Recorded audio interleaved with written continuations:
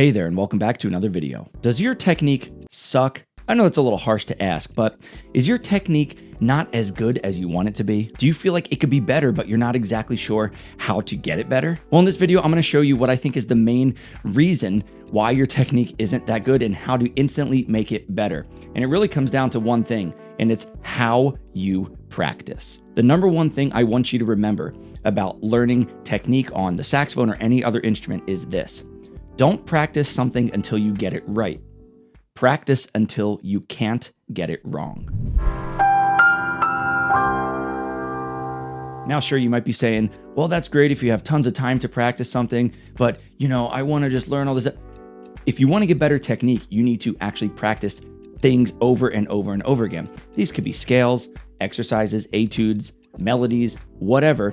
But when you practice something over and over again, you're trying to get it from a sight reading level to a perfect level. And really the goal of getting better technique is that you practice all these different things in practice so that you can then implement them in real time into whatever musical situation you're playing in, whether that be a recording session, a gig, playing with friends, whatever. I'm gonna break this down into two main things. They're really connected, but I'm gonna talk about them kind of separately.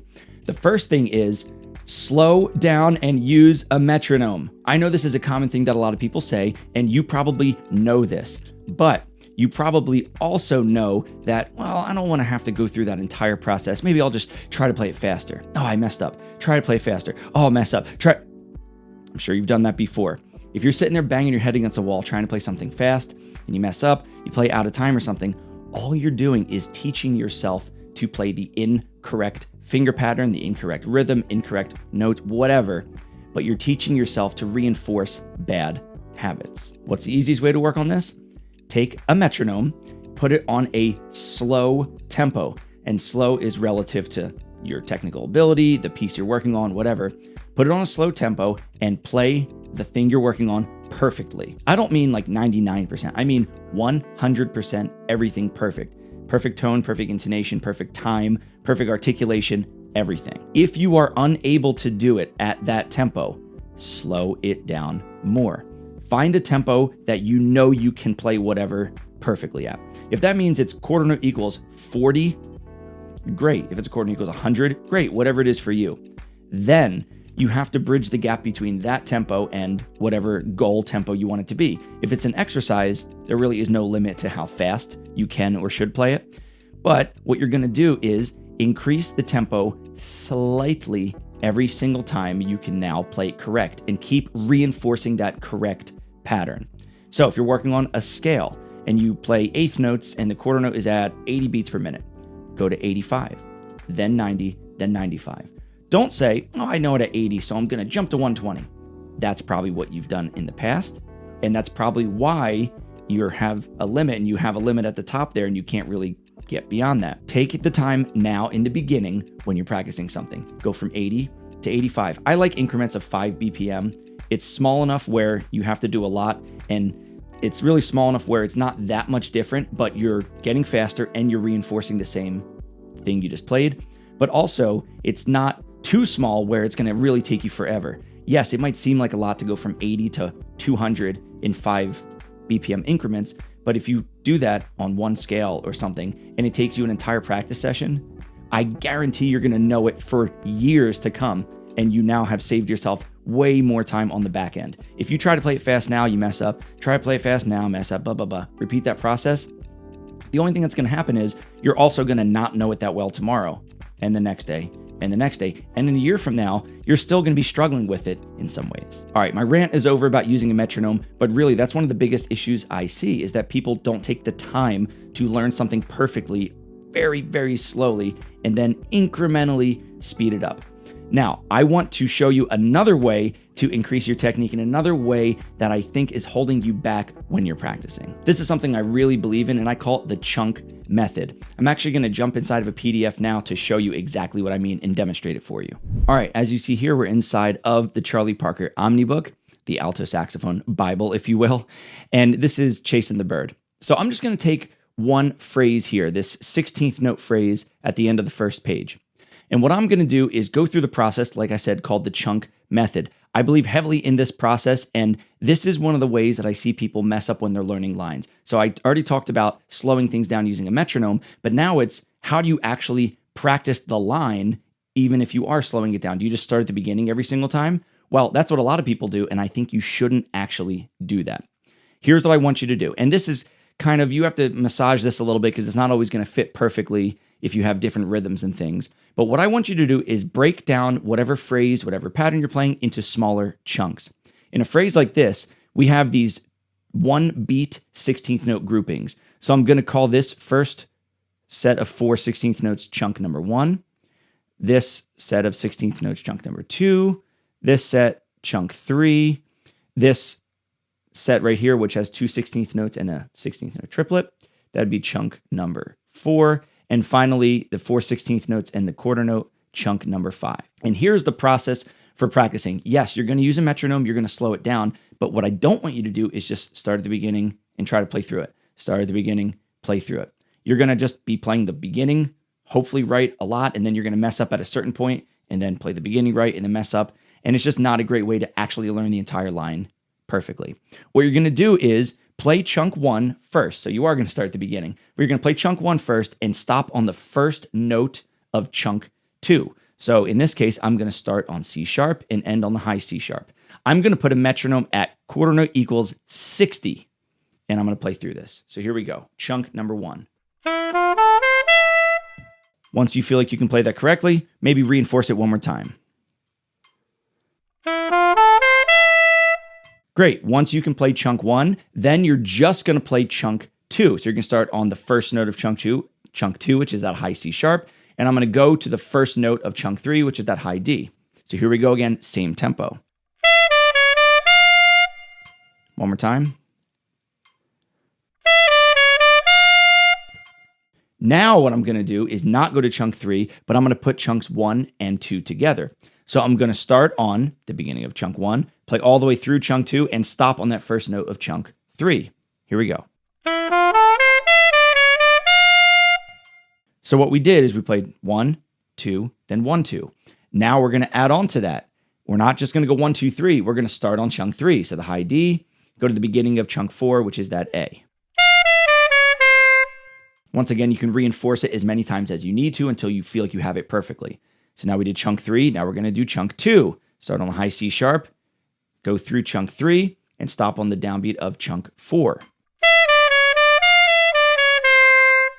Then we're going to go 1, 2, 3, 4. So chunk 1, chunk 2, chunk 3, stop on the downbeat of chunk 4. Okay, now we're going to start on chunk 4, stop on the downbeat of chunk 5. If this seems tedious, it might feel like that at first, but remember, in the long run, this is in real time. 5 minutes of practicing this might save you hours of learning this the traditional way, or just starting from the beginning, or trying to play it too fast or something. So once again, start on the beginning of chunk 4 and on the beginning of chunk 5. Chunks 3 and 4.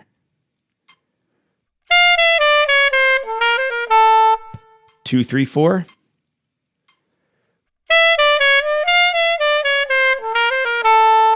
Now 1, 2, 3, 4.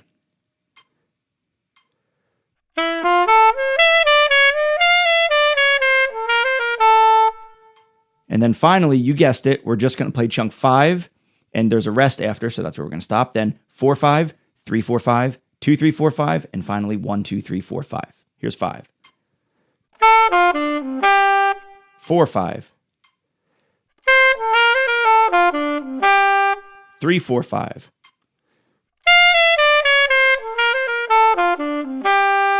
2, 3, 4, 5.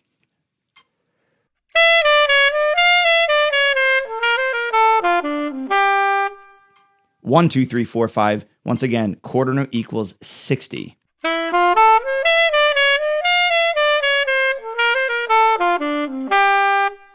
Going through that process right there, going 1, 2, 1, 2, 3, 2, 3, 1, 2, 3, so on and so forth, it's going to reinforce everything equally. So as you work through it, if there's a hard spot, you're not just starting at the beginning and getting up to that spot and working on it. Starting at the beginning, getting up to that spot. You're working on a little bit at a time and adding it onto what you worked on previously. Doing that in conjunction with slowly with a metronome will be the best way for you to increase your technique. I guarantee it. I've tried a million different ways. I've taught a million different ways. This has worked the best for me. It's worked the best for my students, and it will work the best for you. Now you might be saying, okay, that's great. You can play this line really slowly. So what? Here's the magic in it. You can now take the entire phrase, the entire line, the entire exercise, whatever you're working on, and now because you've gone through the process of learning it slowly and perfectly, now you can just speed the entire thing up. So like I said, you can go from 60 to 65 to 70 to 75 to 80, 85. I'm not going to do that here on the video. I want you to do that when you're practicing. But here's the cool thing. When you do that, you're reinforcing the same correct pattern. And sure, there might be a time when you play perfectly at 60, 65, 70. You might mess up at 75. That's okay. I would say try it again at 75. If you mess up again, then maybe go back to 70, maybe go back through this process again, or find the chunk that's hardest for you, work on it, add it to the rest, go back, play through the whole thing. But now I'm just going to play it at a couple different tempos just to show you how you can play it one way and have it feel the same, just sped up. I'm not going to go through the whole process again of 5 BPM at a time. I'm going to go from 60 to, let's say, 90. 1, 2, 1, 2, 3, 4.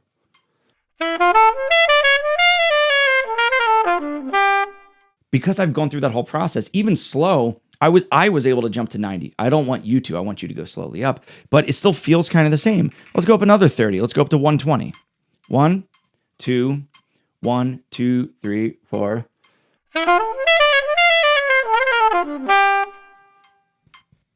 Right? You can just go through this whole thing. 200. How about that? Here's 200. 1, 2, 1, 2, 3.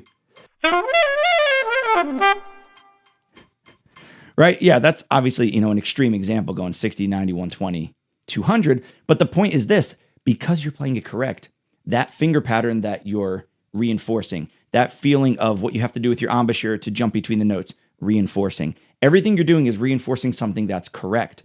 If you try to play it at 200 or 150 or 100, whatever, you play it wrong. Let me try it again. Let me try it again. Let me try it again. Does this sound like you?